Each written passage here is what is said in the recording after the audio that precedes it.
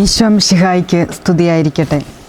സഭാപ്രസംഗൻ്റെ പുസ്തകം 5ഉം 6ഉം അധ്യായങ്ങളാണ് ഇവിടെ നാം കാണുന്നത്. 5-ാമത്തെ അധ്യായത്തിൽ 20 വാക്യങ്ങളാണുള്ളത്. ഇതിൽ 2 തലക്കെട്ടുണ്ട്. 1-ാമത്തെ തലക്കെട്ട് യഥാർത്ഥ ഭക്തി, 1 മുതൽ 7 വരെയുള്ള വാക്യങ്ങളിലാണ് നാം ഇത് കാണുന്നത്. യഥാർത്ഥ ഭക്തിയെക്കുറിച്ച് വളരെ ചുരുക്കമായി പ്രതിപാദിക്കുമ്പോൾ വാക്കുകൾ ചുരുങ്ങിയിരിക്കട്ടെ എന്നൊരു ഉപദേശം നമുക്ക് നൽകുന്നുണ്ട്. പുതിയ നിയമത്തിൽ യാക്കോബ് 3:8 മനുഷ്യന് നാവിനെ നിയന്ത്രിക്കാൻ സാധിക്കുകയില്ല എന്ന് പറയുന്നതും ഇതിനോട് കൂട്ടിച്ചേർത്ത് വായിക്കാവുന്നതാണ്. 2-ാമത്തെ തലക്കെട്ട് ദാരിദ്ര്യവും സമ്പത്തും, 8 മുതൽ 20 വരെയുള്ള വാക്യങ്ങളിലാണ് നാം ഇത് കാണുന്നത്. മനുഷ്യൻ്റെ ദ്രവ്യാഗ്രഹവും സമ്പത്തിൻ്റെ നശ്വരതയും പറയുമ്പോഴും ദൈവം അവൻ്റെ ദിനങ്ങൾ സന്തോഷഭരിതമാക്കിയിരിക്കുന്നു എന്നാണ് ഇവിടെ സഭാപ്രസംഗകൻ പറയുന്നത്. 6-ാമത്തെ അധ്യായത്തിൽ 12 വാക്യങ്ങൾ മാത്രമാണുള്ളത്. അതിന് പ്രത്യേകിച്ച് തലക്കെട്ടൊന്നുമില്ല. മനുഷ്യനിൽ കാണുന്ന ദുർവഹമായ ഒരു തിന്മയെക്കുറിച്ച് പറഞ്ഞുകൊണ്ടാണ് 6-ാമത്തെ അധ്യായം ആരംഭിക്കുന്നത്. ദൈവം മനുഷ്യർക്ക് സമ്പത്തും ഐശ്വര്യവും കീർത്തിയും നൽകുന്നെങ്കിലും ഇതൊന്നും ആസ്വദിക്കാതെ മനുഷ്യനും അവൻ്റെ നാമവും തിരോഭവിക്കുന്നു എന്ന് പറയുന്നിടത്ത് പുതിയ നിയമത്തിൽ വിശുദ്ധ ലൂക്കയുടെ സുവിശേഷം 12-ാം അധ്യായം 20-ാം വാക്യത്തിൽ ഭോഷനായ ധനികനോട് ദൈവം, ഭോഷ, ഈ രാത്രിയിൽ നിൻ്റെ ആത്മാവിനെ ഞാൻ നിന്നിൽ നിന്ന് ആവശ്യപ്പെടും, അപ്പോൾ നീ ഒരുക്കി വച്ചിരിക്കുന്ന ആരുടേതാകും എന്നൊരു ചോദ്യം നമുക്ക് ഓർമ്മിക്കാവുന്നതാണ്.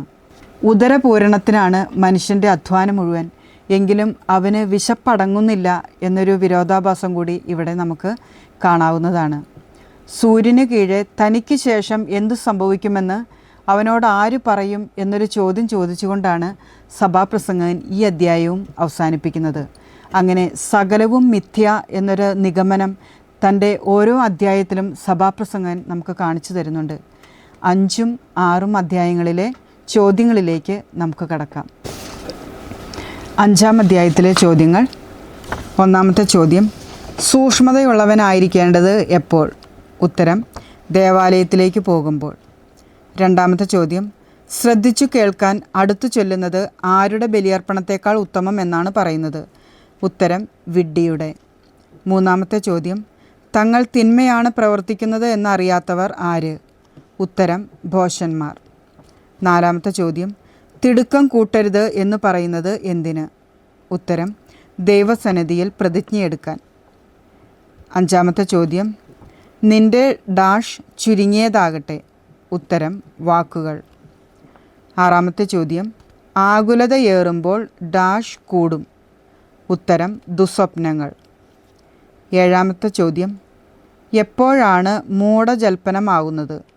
ഉത്തരം, വാക്കുകളേറുമ്പോൾ. 8-ാമത്തെ ചോദ്യം, ഡാഷ് നിറവേറ്റാൻ താമസിക്കരുത്. ഉത്തരം, ദൈവത്തിന് നേർച്ച നേർന്നാൽ. 9-ാമത്തെ ചോദ്യം, നേർന്നിട്ട് നിറവേറ്റാത്തതിനേക്കാൾ ഭേദം ഡാഷ് ആണ്. ഉത്തരം, നേരാതിരിക്കുന്നത്. 10-ാമത്തെ ചോദ്യം, നിന്റെ ഡാഷ് നിന്നെ പാപത്തിലേക്ക് നയിക്കാതിരിക്കട്ടെ. ഉത്തരം, അധരങ്ങൾ. 11-ാമത്തെ ചോദ്യം, തെറ്റുപറ്റിയെന്ന് ആരോട് പറയാൻ ഇടവരുത്തരുത് എന്നാണ് പറയുന്നത്? ഉത്തരം, ദൂതനോട്. 12-ാമത്തെ ചോദ്യം, അവിടുത്തേക്ക് പ്രീതിയില്ലാത്തത് ആരിൽ? ഉത്തരം, മൂഢരിൽ. 13-ാമത്തെ ചോദ്യം, നിന്റെ അധ്വാന ഫലം നശിക്കാൻ ഇടയാക്കുന്നതെങ്ങനെ? ഉത്തരം, വാക്കുകളാൽ ദൈവത്തെ പ്രകോപിപ്പിച്ചാൽ. 14-ാമത്തെ ചോദ്യം, സ്വപ്നങ്ങളേറുമ്പോൾ വർദ്ധിക്കുന്നത് എന്ത്? ഉത്തരം, പൊള്ളവാക്കുകൾ. 15-ാമത്തെ ചോദ്യം, സ്വപ്നങ്ങളേറുമ്പോൾ പൊള്ളവാക്കുകളും വർദ്ധിക്കുന്നു, അതുകൊണ്ട് എന്തു ചെയ്യണം? ഉത്തരം, ദൈവത്തെ ഭയപ്പെടുക. 16-ാമത്തെ ചോദ്യം, ഒരു ദേശത്ത് ദരിദ്രൻ മർദ്ദിക്കപ്പെടുകയും നീതിയും ന്യായവും നിഷ്കരുണം നിഷേധിക്കപ്പെടുകയും ചെയ്യുമ്പോൾ നീ എന്തു ചെയ്യരുത്? ഉത്തരം, വിസ്മയിക്കരുത്. 17-ാമത്തെ ചോദ്യം, ദ്രവ്യം കൊണ്ട് തൃപ്തി വരികയില്ല, ആർക്ക്? ഉത്തരം, ദ്രവ്യാഗ്രഹിക്ക്. 18-ാമത്തെ ചോദ്യം, സഭാപ്രസംഗകൻ 5:9 പ്രകാരം എല്ലാവർക്കുമായുള്ളത് എന്ത്? ഉത്തരം, ഭൂമിയുടെ വിളവ്. 19-ാമത്തെ ചോദ്യം, സുഖനിദ്ര ലഭിക്കുന്നത് ആർക്ക്?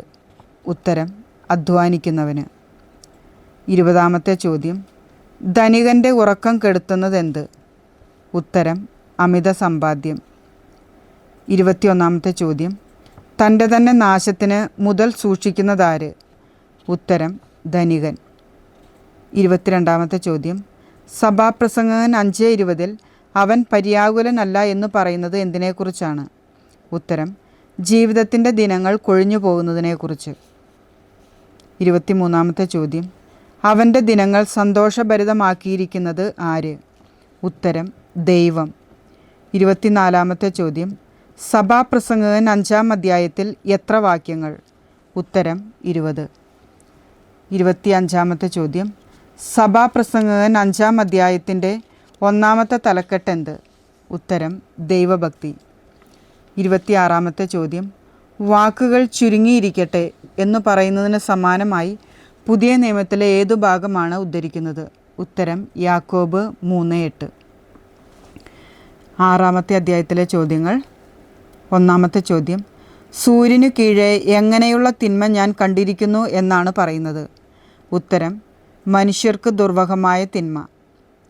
2-ാമത്തെ ചോദ്യം, ഒരുവൻ ആഗ്രഹിക്കുന്നതിൽ ഒന്നിനും കുറവ് വരാത്ത വിധം ദൈവം അവന് നൽകുന്നതെന്ത്? ഉത്തരം സമ്പത്തും ഐശ്വര്യവും കീർത്തിയും. 3-ാമത്തെ ചോദ്യം, ദൈവം ഒരുവന് നൽകുന്നവ അനുഭവിക്കാനുള്ള കഴിവ് അവന് നൽകുന്നില്ല, അന്യൻ അവ അനുഭവിക്കുന്നു. ഇത് ഡാഷും ഡാഷുമാണ്. ഉത്തരം മിഥ്യയും തീവ്രവേദനയും. 4-ാമത്തെ ചോദ്യം, മനുഷ്യൻ്റെ അധ്വാനം മുഴുവൻ എന്തിനാണ്? ഉത്തരം ഉദരപൂരണത്തിന്. 5-ാമത്തെ ചോദ്യം, ഉദരപൂരണത്തിനാണ് മനുഷ്യൻ്റെ അധ്വാനം മുഴുവൻ, എങ്കിലും അവന് ഡാഷ്. ഉത്തരം വിശപ്പടങ്ങുന്നില്ല. 6-ാമത്തെ ചോദ്യം, മൂഢനേക്കാൾ എന്തു മേന്മയാണുള്ളത്? ആർക്ക്? ഉത്തരം ജ്ഞാനിക്ക്. 7-ാമത്തെ ചോദ്യം, സങ്കല്പങ്ങളിൽ അലയുന്നതിനേക്കാൾ നല്ലത് എന്ത്? ഉത്തരം കൺമുമ്പിലുള്ളതുകൊണ്ട് തൃപ്തിപ്പെടുന്നത്. 8-ാമത്തെ ചോദ്യം, വാക്കുകളുടെ പെരുപ്പം ഡാഷിൻ്റെ പെരുപ്പം തന്നെ. ഉത്തരം മിഥ്യയുടെ. 9-ാമത്തെ ചോദ്യം, നിഴൽ പോലെ കടന്നു പോകുന്നത് എന്ത്? ഉത്തരം വ്യർത്ഥമായ ഹ്രസ്വജീവിതം. 10-ാമത്തെ ചോദ്യം, 6-ാം അധ്യായത്തിൽ എത്ര വാക്യങ്ങളുണ്ട്? ഉത്തരം 12. 11-ാമത്തെ ചോദ്യം, സഭാപ്രസംഗകൻ 6:2 സമാനമായ പുതിയ നിയമഭാഗമേത്? ഉത്തരം ലൂക്ക 12:20. 12-ാമത്തെ ചോദ്യം, മനുഷ്യൻ സൃഷ്ടികൾക്ക് പേരിടുന്നതിനെക്കുറിച്ച് സഭാപ്രസംഗകനിൽ നാം കാണുന്നു.